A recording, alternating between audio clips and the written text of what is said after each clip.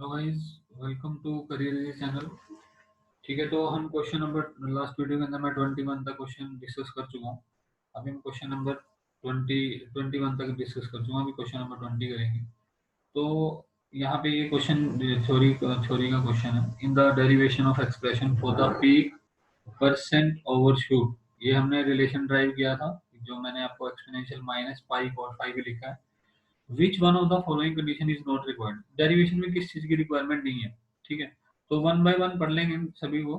सबसे पहले system is linear and time invariant. तो यार कंट्रोल सिस्टम की पहली कंडीशन ही यही है कि सिस्टम जो है एलटीआई होना चाहिए। तो ये तो रिक्वायर्ड है, ये तो रिक्वायर्ड है। इसने पूछा है not required. The system transfer function has a pair of complex conjugate poles and no zeros. यार ये भी आपको ध्यान होगा कि मैंने आपको बताया था कॉम्प्लेक्स कॉन्जुगेट पेयर का क्या मीनिंग है। कॉम्प्लेक्स कॉन्जुगेट का मीनिंग है आपके पास, कॉम्प्लेक्स कॉन्जुगेट पेयर का मतलब है कि अंडर डैम सिस्टम। तो ये भी आपको याद है कि ओवरशूट अंडर डैम के अंदर ही आएगा, तो ये भी जरूरी है इक्वेशन, ये भी कंडीशन चाहिए। फोर्थ, अगर मैं देखूं the system has zero initial condition. Zero initial condition मतलब system should be at rest initially, तो वो भी जरूरी है। आपको मैंने बताया था ट्रांसफर फंक्शन वगैरह तभी डिफाइन होते हैं अगर आपके पास इनिशियल कंडीशंस क्या रहती हैं, जीरो रहती है, तो ये भी चाहिए। तो सिर्फ एक ही चीज है जो हमें रिक्वायरमेंट नहीं थी, there is no transportation delay in the system. ठीक है, इसका कोई मीनिंग नहीं है उस डेरिवेशन के अंदर। तो हमारे पास ऑप्शन जो आएगी करेक्ट ऑप्शन, वो आ जाएगी ऑप्शन नंबर डी। ठीक है, तो नेक्स्ट क्वेश्चन की तरफ जाते हैं हम लोग। जो नेक्स्ट क्वेश्चन है क्वेश्चन नंबर 19। ये रहा क्वेश्चन नंबर 19। 19 क्वेश्चन के अंदर क्या है, a ramp input applied to an unity to okay a unity feedback system result 5% steady state error। एक रैंप इनपुट दिया आपने, उसको 5% स्टडी स्टेट एरर मिली। आपने टाइप बताना है, तो यार सिंपल सी बात है, type error. Ramp input error कब देती है, जब आपके पास टाइप होता है टाइप 1। तो इसका मतलब यहाँ से एक चीज तो क्लियर है कि टाइप 1 आएगा। दूसरी चीज ये है कि the type number and the zero frequency gain. Zero frequency gain मतलब फ्रिक्वेंसी जीरो, उसको डीसी गेन भी बोलते हैं। ठीक है, तो इसका मैं आपको सोल्यूशन दिखाता हूँ। ये क्वेश्चन नंबर 19 का सोल्यूशन है। इसके अंदर क्या है, आपको एरर दी गई है 5%। सपोज आपने अच्छा जो इनपुट लगाई, रैंप लगाई, तो यूनिट नहीं दे रखा था इसलिए मैंने ए लिया, क्योंकि हो सकता है ए टी यूटी लगा दिया हो। तो ए को अगर आप ए टाइम्स कुछ रैंप लगाओगे, ठीक है, तो एरर आती है ए बाई के वी। उसका 5%, ए का 5% तो यही बनेगा। इतनी एरर आई है आपके पास। तो यहाँ से अगर मैं इसको सोल्व करता हूँ, अगर मैं इस चीज को सोल्व कर लेता हूँ, तो आप देखोगे यहाँ से जो ये क्या बोलते हैं इसकी केवी की जो वैल्यू है, ठीक है, ए से कैंसिल हुआ, ये ए से कैंसिल हो गया, तो केवी की वैल्यू 20 आ जाएगी। केवी की 20 आ गई, और केवी होता क्या है, ये केवी होता है आपके पास। मैंने डिफाइन किया था इसको, वेलोसिटी एरर कांस्टेंट बोलते हैं। ये इस तरीके से डिफाइन होता है। अब हम क्या करेंगे, अच्छा अगर मैं जीएसएचएस, आपको पता है जीएसएचएस गिवन नहीं है तो हमने मान लिया। तो सपोज ये जीएसएचएस है, ये जीएसएचएस है, जिसके अंदर ऊपर वाला पार्ट जो है ये क्या जीरोस को डिनोट कर रहा है, नीचे वाला ये पार्ट पोल्स को। और ये एस की पावर एन, यहाँ पे एस की पावर एन, ये होता है टाइप। अब क्योंकि रैंप के अंदर एरर आई है, तो मैंने टाइप को 1 मान लिया। और आपको केवी निकालना, तो एस से मल्टीप्लाई किया लिमिट अप्रोच की, तो आपके पास के ये देखो, एस से एस कैंसिल हुआ, ये एस कैंसिल हो गया इसके साथ, और जो बाकी ऐसे वो सारे जीरो बन जाएंगे, 1 लीव करके जाएंगे यहाँ पे। तो फाइनली आपके पास के बचेगा सिर्फ, ये यहाँ से के बचेगा, और वो केवी के इक्वल। केवी हम निकाल चुके हैं 20, तो आपको पता चलेगा के कितना आ गया 20। तो जनरल जो एक्सप्रेशन बनेगा सिस्टम का, वो ये बनेगा यहाँ से लेके अगर आप जनरल एक्सप्रेशन की बात करोगे जीएसएचएस के, तो जनरल एक्सप्रेशन इतना आएगा, इतना। क्लियर है जी यहाँ से। लेकिन उसने जो क्वेश्चन में पूछा है आपसे, उसने पूछा जीरो फ्रिक्वेंसी गेन। तो हमेशा ध्यान में रखना कि जब भी आपको जीरो फ्रिक्वेंसी गेन निकालना हो यहाँ से, तो टाइप को कभी भी कंसीडर नहीं किया जाता, इसको रिमूव करके हम डीसी गेन निकालते हैं। तो इसको अगर मैं रिमूव आउट कर देता हूँ, सपोज ये यहाँ पे है ही नहीं है, ठीक है, सपोज ये यहाँ पे नहीं है, और अगर ये यहाँ पे नहीं है, तो आप देख सकते हो, इसको अगर मैं हटा देता हूँ, सपोज ये नहीं है यहाँ पे, बाकी जगह जहाँ जहाँ पे मैं एस की वैल्यू जीरो पुट करूंगा तो ये हट जाएगा। तो फाइनली आपके पास सिर्फ 20 ही बचेगा। तो इसका मतलब डीसी एन कितना आ गया 20। तो ये आपके आपके पास ऑप्शन नंबर ए। ठीक है, अभी नेक्स्ट क्वेश्चन की तरफ जाते हैं। क्वेश्चन नंबर 19 हो गया। क्वेश्चन नंबर 18 की बात कर लेते हैं। अ causal system having the transfer function is excited by 10 ut। ठीक है, कोई सिस्टम है, ये कोई सिस्टम आपके पास, इसको आपने एक्साइट कर दिया इसको आपने एक्साइट कर दिया 10 यूटी के साथ। ये सिस्टम है जिसका ट्रांसफर फंक्शन इतना है, इसके ऊपर आपने क्या किया, एक इनपुट अप्लाई कर दी 10 यूटी, और 10 यूटी का मतलब है लैप्लास डोमेन के अंदर 10 बाय एस। ठीक है जी, 10 बाय एस आपने अप्लाई कर दिया, तो आउटपुट में क्या आएगा, इन दोनों का प्रोडक्ट आ जाएगा, सिंपल। ये पूछ रहा है कि जो आउटपुट है सी ऑफ एस मल्टीप्लाई करने के बाद जो सी ऑफ एस आएगा, आउटपुट आएगा, वो 99% ऑफ इट स्टडी स्टेट का अचीव करेगा। तो सबसे पहला मुद्दा तो ये है कि स्टडी स्टेट वैल्यू कितनी आएगी। चलो इसके सोल्यूशन की बात कर लेते हैं, वहीं पे शायद मैंने सॉल्व भी कर रखा है। हाँ, तो अगर हम बात करें 80 नंबर की, ठीक है, तो ये 80 नंबर क्वेश्चन हो गया। एच ऑफ एस गिवन है, आर ऑफ टी इनपुट दे रखी है, तो सी ऑफ एस क्या आएगा, एच ऑफ एस, ये एच ऑफ एस यहाँ पे हमने लिखा, ठीक है, ये एच ऑफ एस आ गया आपके पास। एच ऑफ एस को आपने क्या किया, आर ऑफ एस के साथ मल्टीप्लाई किया इसके साथ, टोटल सी ऑफ एस बन गया। इसके स्टडी स्टेट के लिए एस से मल्टीप्लाई करेंगे तो कैंसिल हो जाएगा, फिर मैं इसको जीरो पुट करूंगा तो 5 आ जाएगा। तो एक चीज तो क्लियर है कि इसकी स्टडी स्टेट वैल्यू कितनी है, 5। उसका 99% कितना है, इतना आएगा, ये आएगा 99%। ठीक है, तो ये कितने टाइम में पहुंचेगा, लेकिन हमें इसके लिए टाइम इक्वेशन पता होनी चाहिए, तो मैं इसके पार्शियल कर लूंगा। तो इसके पार्शियल जब करूंगा तो ऐसे पार्शियल बन जाएंगे इस तरीके से। आप सोल्व करके देखना, करके यही इक्वेशन बनेगी। ठीक है, ए बी वगैरह पुट करके ना, तो आपको आप देखोगे ए की वैल्यू आएगी, बी की वैल्यू आएगी, तो इस टाइप से बनेगा। तो अगर मैं टाइम डोमेन में निकालूंगा तो ये बन जाएगा, इसको मैं 99% ऑफ 5 पुट कर दूंगा, तो यहाँ से जो भी आपके पास वैल्यू आएगी वो टाइम की वैल्यू आ जाएगी। और अगर आप इसको मैथमेटिकली सोल्व करोगे, ठीक है, मैंने करके भी दिखाया है, यहाँ पे करके भी दिखाया है, तो 5 से 5 कैंसिल हुआ, ठीक है, कैंसिल हो जाएगा, और यहाँ पे बचेगा 0.99, ये 1 इधर आएगा तो क्या बनेगा, -0.1। फिर ये बच गया, यहाँ से कैंसिल हुआ। उसके बाद लॉगरिथमिक अप्लाई करके आपके पास finally t is equal to 2.3 second आ जाएगा। ठीक है जी, तो फाइनली ये क्वेश्चन आपने क्या किया, सोल्व कर लिया है। अभी नेक्स्ट क्वेश्चन पे जाते हैं। 18 हमने पढ़ लिया, क्वेश्चन नंबर 17 की बात कर लेते हैं। Question number 17, a second order system has a transfer function this with r of t as in unit step। ये सिस्टम आपके पास ट्रांसफर फंक्शन, उसके आप ऊपर आपने क्या किया, आर ऑफ टी अप्लाई कर दिया यूनिट स्टेप। तो बोल रहे हैं कि भाई बताओ कैसा आउटपुट, जो रिस्पॉन्स है वो कैसा आएगा। तो यार सिंपल सी बात है, क्या करेंगे, पहले इसका चेक कर लो कि किस टाइप का है, कि ये आपके पास इसका वो अंडर डैम्प है, ओवर डैम्प है, क्या है। तो क्लियरली देखो ओमेगा एन की वैल्यू कितनी है, इसके रूट्स ही देख लो। इसके रूट्स अगर आप फाइंड करोगे तो कितना आएगा, या डी निकाल लेते हैं, डी से आइडिया लग जाता है। डी इज इक्वल टू क्या, बी स्केयर माइनस 4ac। तो बी स्केयर कितना आ जाएगा 16 माइनस 4ac, जब आप करोगे तो वो भी 16, डी आ गया 0। इसका मतलब ये क्रिटिकली डैम्प है। तो क्रिटिकली डैम्प के लिए ऑप्शन सेलेक्ट कर लो, बहुत इजी क्वेश्चन था ये, देखो क्रिटिकल डैम्प के लिए ऑप्शन ये रही, बी ऑप्शन, ये आंसर आ जाएगा आपके पास, इजी। ठीक है, अभी क्वेश्चन नंबर 16 देखते हैं। क्वेश्चन नंबर 16 ये रहा जी आपके पास। ये कहता है the transfer function of a system is this for the unit step input to system the approximate settling time for 2% criteria. 2% criteria या फिर 98%। ठीक है, 4 टाइम कांस्टेंट लगेंगे, सिंपल सी बात है। तो जब आप देख रहे हो यहाँ पे एक पोल इज, ये डोमिनेंट पोल कॉन्सेप्ट है जो मैंने डिस्कस भी किया हुआ है थ्योरी क्लासेस के अंदर। ठीक है, ये जो क्वेश्चन है, ये जो इक्वेशन है, ये आप देख रहे हो, इसका अगर मैं पोल डायग्राम ड्रॉ करूं तो एक पोल यहाँ पे आएगा 1 पे और दूसरा पोल यहाँ पे आएगा 100 पे।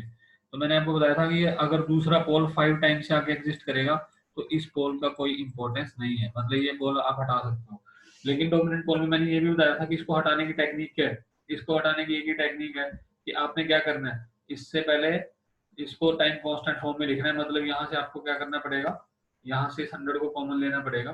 ठीक है, इसका सोल्यूशन दिखा देता हूँ मैं आपको, इसका सोल्यूशन देख लेते हैं। तो ये रहा, तो आपके पास आपने क्या किया, वहां से 100 कॉमन लिया, फिर इसके बाद इसको रिजेक्ट कर दिया, तो ये बन गया 1/s+1। फिर ये तो था सिस्टम, ये तो सिर्फ सिस्टम बना। भी सिस्टम के ऊपर आपने 1/s अप्लाई किया तो आउटपुट आएगी, उसको टाइम डोमेन में कन्वर्ट कर लिया। इसको मैंने आपको बताया था कि इसको पहले पार्शियल करना, फिर टाइम डोमेन में आ जाएगा। ठीक है, तो टाइम डोमेन के बाद यहाँ से आइडिया लग गया कि इसका टाइम कांस्टेंट कितना है, 1 सेकंड। और जो आपको क्वेश्चन में गिवन था वो कितना था, 98%। तो 98 या 2%, तो 4 टाइम कांस्टेंट चाहिए। 4 टाइम कांस्टेंट का मतलब क्या है, 4 सेकंड, क्योंकि एक एक टाइम कांस्टेंट कितना है, 1। इजी। आई होप कि आपको यार मजा आ रहा है इसके अंदर, मतलब आपके सारे क्वेश्चन में डिस्कस कर लूंगा, ये सारे जितने भी कंट्रोल अभी स्टार्ट किए, 1 बाय 1 सारे सब्जेक्ट कवर करेंगे। ठीक है, तो एटलीस्ट आपको गेट का तो प्रीवियस ईयर जो जैसे विदाउट, मैं चाह रहा हूँ कि आप बिना पेन कॉपी, जिन्होंने कर लिया वो तो अच्छी बात है, उनका रिवीजन हो जाएगा। जिन्होंने नहीं किया तो उनको एटलीस्ट पता हो कि हर क्वेश्चन को कैसे किया गया है, मतलब हर क्वेश्चन के पीछे रीजन पता होना चाहिए, ठीक है। क्योंकि कई बार आप देखते हो कि बैक साइड में आपको उनके सॉल्यूशन से आइडिया नहीं लगता कि एग्जैक्टली किया क्या गया है या क्या कॉन्सेप्ट था। तो मेरा एम सिर्फ यही है कि आपको हर चीज पता हो। और एक चीज और बता देता हूँ कि गेट के जितने क्वेश्चन अगर आप प्रैक्टिस करोगे ना प्रीवियस से, उतना अच्छा है। क्योंकि कई इंस्टीट्यूट्स ना खुद की अपनी बुक्स बना लेते हैं वर्ग वगैरह, उसके अंदर वो कुछ भी क्वेश्चन डालते हैं, मतलब कुछ भी, कि कहीं इलॉजिकल क्वेश्चन भी होते हैं, वो सिर्फ एक वैल्यू बनाने के लिए चीजों की, क्वेश्चन और नंबर ऑफ क्वेश्चन बढ़ाने के लिए। बट गेट प्रीवियस ईयर बहुत अच्छी चीज है, तो आपको ऑल ओवर जितने भी कॉन्सेप्ट है वो सारे क्लियर हो जाएंगे, ठीक है। अभी बात कर लेते हैं क्वेश्चन नंबर 15 की। तो ये क्वेश्चन नंबर 15 आपको दे रखा है, consider a system with transfer function this, it's damping ratio is 0.5। तो यार जीटा गिवन है, आपको के निकालना है। तो बहुत सिंपल है, देखो पहले मैंने आपको बताया था इसका कोएफिशिएंट कितना होना चाहिए, 1। तो पहले तो सभी को के से डिवाइड करो। इसका शायद मैंने सोल्यूशन जहाँ तक ख्याल है सॉल्व किया है इसको, क्वेश्चन नंबर 15 को नहीं किया, ठीक है। अभी इसको यहीं पे डिस्कस कर लेंगे। तो ठीक है, जीटा आपको दे रखा है 0.5। तो मैं के अगर कॉमन निकालूंगा तो यहाँ पे 1/k बन जाएगा, ठीक है। बात समझ में आ रही है बिल्कुल, ठीक है। यहाँ पे 1/k आ जाएगा, यहाँ पे 6/k आ जाएगा। तो अगर मैं कंपेयर कर पा रहा हूँ तो 2 into zeta into omega n, 2 into zeta into omega n की वैल्यू जो आएगी आपके पास, वो आ जाएगी 1/k, ठीक है। और आप देख रहे हो यहाँ से ओमेगा एन की जो वैल्यू आएगी वो कितनी आएगी, जो ओमेगा एन रहेगा वो यहाँ से आप निकाल सकते हैं, ठीक है। ये 1/√6/k करके ये आ जाएगा। फिर जीटा आपको दे रखा है तो आपको के मिल जाएगा। ये क्वेश्चन यार आप आसानी से सोल्व कर सकते हो यहाँ से, ठीक है। तो अभी क्वेश्चन नंबर नेक्स्ट क्वेश्चन में डिस्कस करूंगा, वो क्वेश्चन आएगा आपके पास, क्वेश्चन नंबर 15 था ये, ठीक है। उसके बाद क्वेश्चन नंबर, अभी एक सेकंड, ठीक है। क्वेश्चन नंबर 14 की बात कर लेते हैं। तो ये 14 के अंदर क्या गिवन है, क्वेश्चन है करेक्टरिस्टिक इक्वेशन गिवन है, तो आपको बताना है कौन सी डैम्पिंग है। तो यार सीधा जीटा निकालो या फिर इसका डी निकाल दो तो उससे आइडिया लग जाएगा। बहुत इजी ना, ठीक है। बहुत इजी क्वेश्चन है यार, जीटा से निकाल ही देते हैं। बी स्क्वायर कितना आ जाएगा, 4। बी स्क्वायर माइनस 4ac, तो 4ac बी स्क्वायर करोगे तो कितना आ रहा है, बी स्क्वायर करोगे तो 4 आ रहा है, 4ac करोगे तो 8 आ रहा है। तो B square minus 4ac negative आएगा, इसका मतलब ये अंडर डैम्प सिस्टम है। इजी, बहुत इजी है यार, अगर आपको थोड़ी मतलब कॉन्सेप्ट क्लियर है तो बहुत इजी सिस्टम होता है। ये अच्छा क्वेश्चन है जी, question number 13। Close loop system आपको गिवन है, नेगेटिव यूनिटी फीडबैक है, टीएस गिवन है। आपको बताना है स्टडी स्टेट एरर कितनी आएगी यूनिट रैंप के लिए। इसका सॉल्यूशन, इसके डायरेक्ट सॉल्यूशन पे चलेंगे। पहले आप क्वेश्चन नोट कर लो, ये टीएस टी ऑफ एस देख लो, ठीक है। क्वेश्चन के सॉल्यूशन पे आते हैं। तो ये क्वेश्चन रहा, सॉल्यूशन रहा 13 नंबर का। तो एक ध्यान रखना कि पी ऑफ एस बराबर होता है जीएस बाय 1 + जीएस। लेकिन आप यहाँ से क्या कर सकते हो, अगर आपको इसका टीएस पता है तो आप जीएस भी निकाल सकते हैं, ठीक है ना। ये क्रॉस मल्टीप्लाई करके जीएस की वैल्यू आती है टीएस माइनस 1/टीएस, 1 - टीएस। तो बस यहाँ टीएस की वैल्यू पुट कर दी मैंने, ठीक है। और एक चीज ध्यान रखना, जब आपको टी इसके अंदर क्या ट्रिक होती है, डायरेक्टली न्यूमिनेटर को एज इट इज रखो, और डिनोमिनेटर के अंदर जो डिनोमिनेटर है उसमें से न्यूमिनेटर को माइनस कर दो, ठीक है। तो ये शायद जिन्होंने कोचिंग में की है या खुद से पढ़ा अच्छे से समझ में आ गया होगा। नहीं तो आप नॉर्मल यहाँ पे टी ऑफ एस पुट करो तो आपको जी ऑफ एस ही मिल जाएगा।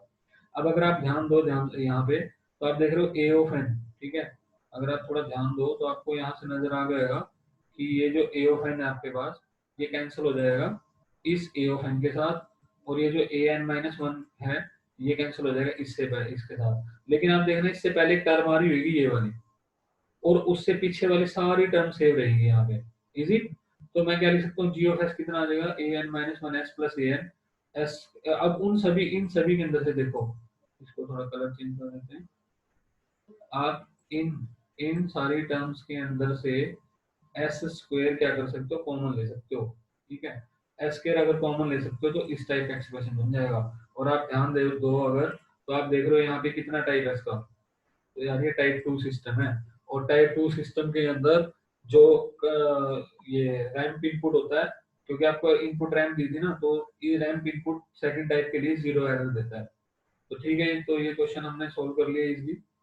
और ये सॉल्यूशन की क्वेश्चन की बात आ गई। इसके बाद क्वेश्चन नंबर 12 देख लेते हैं एक बार। For a second order system the settling time बहुत इजी यार, बहुत ज्यादा इजी। देखो 2% के लिए कितना होता है 4 by zeta omega N.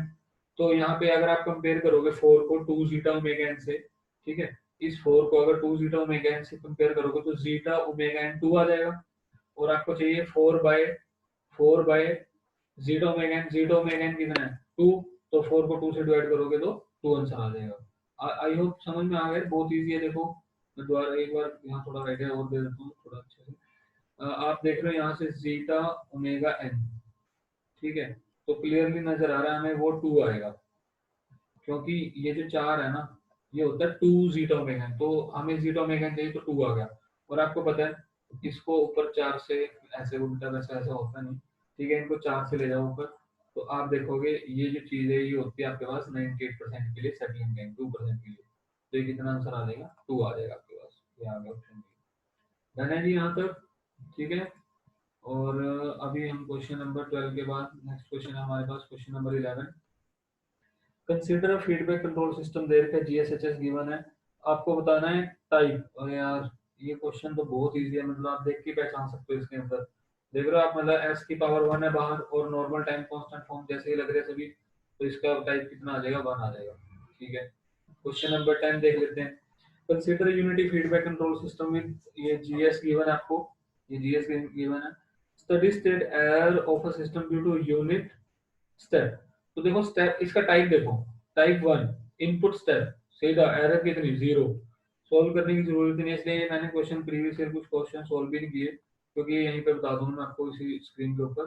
Step error coefficient, step error coefficient याद है केपी, केपी क्या था, जीएसएचएस के अंदर सीधा एस को 0 पुट करो। तो अगर आप यहाँ पे एस को सीधा डायरेक्ट 0 पुट करोगे तो आप देख लो क्या आंसर आ रहा है ना, बताओ यार कितना आएगा 1/6, ठीक है, क्योंकि ये तो 0 बन गया, ये भी 0 बन गया। याद है ना यार स्टेप एरर, ठीक है। वीडियोस देख लेना भाई जिन्होंने नहीं देखी, क्योंकि जो मैंने वीडियोस बनाई है उसमें सारे मैं थ्योरी कवर कर चुका हूँ पहले। तो मैंने आपको बताया था स्टेप एरर कोएफिशिएंट होता है केपी, ठीक है। तो केपी की वैल्यू थी, जो हमने केपी बनाया था, केपी की वैल्यू हमने रखी थी जीएसएचएस के अंदर डायरेक्टली 0, एचएस तो 1 है, इसमें 0 पुट करोगे ये 6 बचेगा, ये 1 बचेगा, तो 1/6 बच जाएगा सिंपली। इसके बाद क्वेश्चन नंबर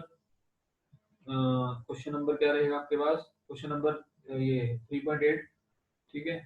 तो 3.8 के अंदर क्या है, for a second order damping ratio दे रखी है 0 से 1 के बीच में, सिंपल है, under root, under damp, sorry under damp system, then the roots of the characteristic polynomial. कोई प्रॉब्लम ही नहीं है यार इसके अंदर, ये रूट से रिलेटेड मैंने प्रॉपर वीडियो बनाई है, ठीक है। कॉम्प्लेक्स कॉन्जुगेट रहेंगे आपको पता है। देखो रियल बट नॉट इक्वल, चलो इसका ऑप्शन के डिस्कशन में, real but not equal, over damp, real and equal, critical damp, complex conjugate, under damp, imaginary, undamp. मतलब ऐसा नहीं कि आपने क्वेश्चन पढ़ा तो आपको सारा पता होना चाहिए कि ये आंसर कैसे है, ठीक है। तो उसके बाद नेक्स्ट जो क्वेश्चन है 3.7, द फाइनल वैल्यू थ्योरम, ये थ्योरम का एप्लीकेशन है, ठीक है। ये मैं आपको लैपलेस में बता चुका हूँ ये चीज, आप लैपलेस ट्रांसफॉर्म जो चैप्टर है उसमें देखना। अच्छा क्वेश्चन नंबर क्या है ये क्वेश्चन नंबर 6 है, द रिस्पांस ऑफ आरएलसी या LCR circuit to a step input is over damp, critical damp, oscillatory. ये तो डिपेंड करेगा यार। ये क्वेश्चन नंबर 6 के अंदर आपके पास, अच्छा यहाँ ऐसा कुछ दिया है कि अगर आपके पास poles on the negative real axis, अगर पोल आपके पास नेगेटिव रियल एक्सिस के ऊपर रहेंगे, ठीक है, तो इसका मतलब वो क्या रहेगा, क्रिटिकल डैम्प रहेगा या फिर ओवर डैम्प रहेगा। उसके बाद poles on the imaginary axis, तो ये अनडैम्प रहेगा system. Multiple poles on the positive real axis, अच्छा यहाँ पे poles on the negative real axis का मतलब था कि एक पोल यहाँ तो एक यहाँ अलग अलग, तो ओवर डैम्प। इसका मतलब था अनडैम्प इमेजिनरी एक्सिस के लिए। Multiple poles on positive real, नहीं नहीं नहीं नहीं, सॉरी मैं गलत बोल गया, ये वही मीनिंग था, poles on negative real axis मतलब अलग अलग पोल या सेम भी हो सकते हैं, ठीक है। क्रिटिकल और ओवर दोनों आएंगे, poles on imaginary axis undamp आएगा, लेकिन multiple pole on positive real axis, positive real यहाँ पे मल्टीपल पोल तो अनस्टेबल हो गया। उसके बाद पोल्स ऑन द पॉजिटिव, ये भी अनस्टेबल हो गया। Multiple pole on the negative real axis, ये आप कह सकते हो कि क्रिटिकल डैम्प हो गया। तो अब क्वेश्चन आपके पास, अगर आप क्वेश्चन ध्यान से देखो, ठीक है, तो क्वेश्चन के अंदर आपसे पूछा गया है, एक सेकंड रुको, हाँ, क्वेश्चन के अंदर आपसे तो अगर आपके पास आरएलसी सर्किट है, आरएलसी सर्किट को अगर आप स्टेप इनपुट देते हो तो यार स्टेप पी अंदर ओवर डैम्प है। अब देख लो ओवर डैम्प अगर है सिस्टम तो कौन सी ऑप्शन आएगी, मैंने वहां मेंशन कर दिया थी। ठीक है ना, ये थोड़ा मुश्किल हो रहा है इनको एक स्लाइड के अंदर हैंडल करना। ओवर डैम्प है तो ओवर डैम्प के अंदर कौन सा ऑप्शन आ सकता है, poles on negative real axis, ये ऑप्शन आ सकता है पी का 1। तो 3 ऑप्शन में पी का 1 ही है, तो कर लोगे ना यार मैच इसको इजीली। ठीक है, इसको मैच कर लेना आप लोग, जो जो मैंने सॉरी इसमें बताई आपको। क्वेश्चन नंबर 5, ठीक है, ये 5 नंबर आ गया, क्वेश्चन नंबर 5 आ गया। क्वेश्चन नंबर 5 के अंदर सेकंड ऑर्डर सिस्टम है, ये दे रखे हैं आपको। ठीक है, इनिशियली रेस्ट पे है, बढ़िया है। ये subjected to a unit step at t zero, ठीक है। सेकंड, अब देखो ये अच्छा क्वेश्चन है, the second peak, second peak, ठीक है। सेकंड पीक आपको मैंने बताया था टीपी, जो टीपी होता है वो होता है आपके पास क्या, n pi by omega d. सबसे पहले तो आपको ओमेगा पता है, ठीक है, जीटा पता है, यहाँ से ओमेगा डी निकाल लेना। अब एक चीज ध्यान देना, मैंने ऐसे थ्योरी में भी कवर की थी कि जब आप रिस्पॉन्स बनाते हो ऐसे इस तरीके से, तो ये जो सेकंड पीक है ना यहाँ पे आएगी, ये सेकंड पीक है, ये फर्स्ट पीक है। ठीक है, ये आपके पास ये इसको ओवरशूट बोलते हैं, ध्यान रखना, इसको अंडरशूट बोलते हैं। तो अगर आप पीक की बात करेंगे तो पीक तो ये भी है, ये भी है और ये भी है, ये सारी पीक है। ठीक है, लेकिन जनरली हम क्या करते हैं, पीक वैल्यू ना इनको कंसीडर कर लेते हैं जो ऊपर है यहाँ पर ये। ठीक है, तो आप ध्यान देना, ये थोड़ा कंफ्यूजिंग क्वेश्चन है कि सेकंड पीक से इसका क्या मीनिंग है। एक्चुअली पीक तो ये भी है, लेकिन जब नॉर्मली पीक की वैल्यू की बात की जाएगी ना तो वो शायद ओवरशूट की बात करता है इसकी। तो आप ध्यान देना एन की वैल्यू आपको 3 पुट करनी पड़ेगी उसके अंदर। अदरवाइज नॉर्मल पीक तो ये भी है, लेकिन ये अंडरशूट बोलते हैं इसको। ठीक है ना, ध्यान रखना वर्ड क्या यूज किया गया। पीक्स तो सारी है, ये भी पीक है, ये भी पीक है, ये सारी पीक वैल्यू। तो आप अगर नॉर्मली देखें तो सेकंड पीक के लिए एन को 2 ही पुट करोगे, लेकिन अगर यहाँ पे क्वेश्चन होता है सेकंड ओवरशूट तो एन की वैल्यू 3 पुट करनी है। ठीक है, अभी इसके अंदर आप 2 ही वैल्यू पुट कर सकते हो। उसके बाद question number 4 unity feedback system, ये आपको यूनिटी फीडबैक सिस्टम गिवन है। ठीक है जी, तो जीएफएचएस दे रखे हैं, आपको पूछा है इनपुट तो रैंप इनपुट है, तो यार टाइप 2 है, रैंप इनपुट है, एरर 0, कुछ जरूरत नहीं है, स्टेडी स्टेट एरर सिंपल, क्योंकि रैंप को आपको पता है रैंप तो है टाइप 1 में एरर देता है 0। थर्ड क्वेश्चन है, तो ये क्या है, study state error, stable system है, टाइप 0 है, तो स्टेप देगा, बिल्कुल देगा एरर, तो ये आती है एरर स्टेप की, आपको याद है फॉर्मूला इजीली। ठीक है, second critically dam continuous time second order sample, ये देख लेना यार, अब पीछे से ही सारा रिलेटेड है, तो कुछ है नहीं इसके अंदर। ये अच्छा क्वेश्चन है, क्वेश्चन नंबर 1। क्वेश्चन नंबर 1 के अंदर आपके पास जो जीएस गिवन है, जीएस इज इक्वल टू के divide by S into S plus 10।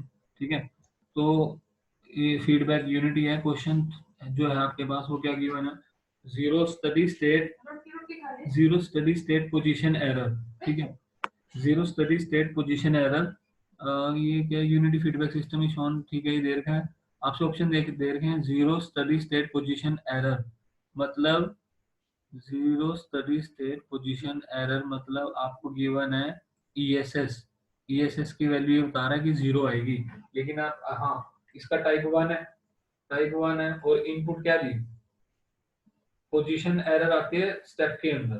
ठीक है, स्टेप के अंदर, स्टेप इनपुट के अंदर। तो अगर वो बोल रहा है कि स्टेप लगाऊंगा तो सिंपल सी बात है, स्टेप के अंदर एरर तो 0 आएगी ना, क्योंकि स्टेप है, अगर पोजीशन है तो स्टेप है, स्टेप है तो इसका मतलब देखो पोजीशन एरर मतलब स्टेप से रिलेटेड है, स्टेप इनपुट है, टाइप 1 है तो एरर 0 आएगी, मतलब ये ऑप्शन तो ठीक है। Zero steady state, zero steady state velocity error, ये गलत है। ये गलत क्यों है, क्योंकि वेलोसिटी एरर मतलब रैंप इनपुट, रैंप इनपुट और टाइप 1 तो कुछ ना कुछ फाइनाइट एरर आएगी, कुछ ना कुछ वैल्यू तो देगा ही। ठीक है, तो ये तो गलत है। Study state position error, study state position error के बाय 10 यूनिट्स। अब ये आपके पास मैंने आपको बताया था, देखो एरर कौन देगा, एरर देगा इसके अंदर वेलोसिटी वाला, मतलब ये एरर आएगी यहाँ पे, पोजीशन वाली एरर तो आ ही नहीं सकती, तो ये एरर आएगी अगर आई तो, और उसकी वैल्यू आएगी के बाय 10, वो आप निकाल लेना यहाँ पुट करके ना, इसको पहले एस से मल्टीप्लाई करना, फिर उसको एस को 0 पुट कर देना, तो के बाय 10 जो आपके पास बनेगा, के भी जो भी आएगा। ठीक है, तो study state error velocity error जो है वो के बाय 10 रहेगी, और इसका ये ऑप्शन ऐसे ठीक हो जाएगा, दो ऑप्शन ठीक हो जाएगी। ठीक है, तो आई होप आपको ये वीडियो भी पसंद आई होगी, और आप मैंने आपको बताया था कि आप वीडियो के अंदर जो क्वेश्चन अगर कोई मैं ठीक से नहीं समझा पाया तो आप वो दोबारा बता सकते हैं, मैं दोबारा डील कर लूंगा उसके साथ। और भी आप अपने क्वेश्चन बता सकते हो जो आपको मुश्किल लगते हैं, या कुछ आपके टेस्ट सीरीज के क्वेश्चन है, वो आप कमेंट कर सकते हो, मेरे को पोस्ट कर सकते हो इधर। ठीक है, ठीक है, थैंक यू वेरी मच कि आपने मतलब इस वीडियो को लाइक किया। और मतलब अ, मैं और भी अभी टाइम रिस्पॉन्स के बाद जो नेक्स्ट वीडियो आएंगी 3 पार्ट में रहेगा, वो भी उसके अंदर आएंगे आपके पास फ्रीक्वेंसी रिस्पॉन्स। ठीक है, जो भी ये मैंने एक प्रीवियस ईयर बुक उठाई है, गेट एकेडमी की बुक है। ठीक है, तो आपको मैं पीडीएफ वगैरह भी आपको प्रोवाइड कर दूंगा, जो भी पीडीएफ रहेगी ये फाइल की पीडीएफ है, और जो सोल्यूशन है सबका। ठीक है, तो थैंक यू वेरी मच। आप अभी मैं नेक्स्ट टाइम जो अपलोड करूंगा वो वीडियो रहेगी फ्रीक्वेंसी रिस्पॉन्स से रिलेटेड। ठीक है, थैंक यू।